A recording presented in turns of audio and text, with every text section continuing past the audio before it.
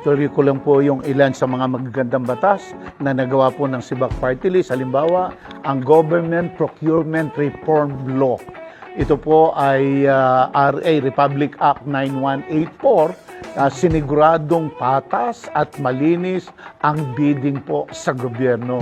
Hindi po kung itinuro lang ni ganito, itinuro lang na ganito, siya na yung mananalo. Hindi po. Tinitiyak po natin na magiging very transparent at talagang meron pong bidding, meron po talagang proseso na sinunod para po maging maayos ang lahat ng pagbili o paggawa ng mga proyekto o programa na gagawin po ng gobyerno. Ang isa pa po yung Anti-Red Tape Act. Ito po ay author din po ng Sibak, RA Republic Act 9485.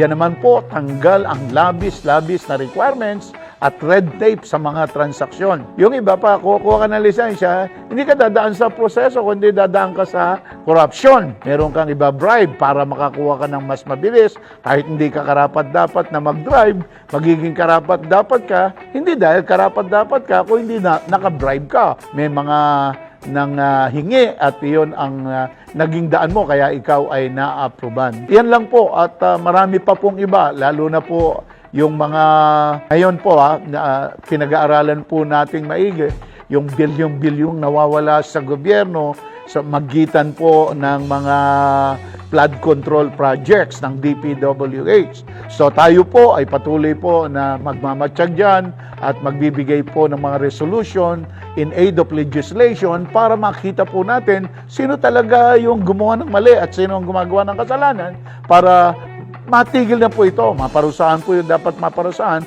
matigil na po ang ganitong uri po ng corruption.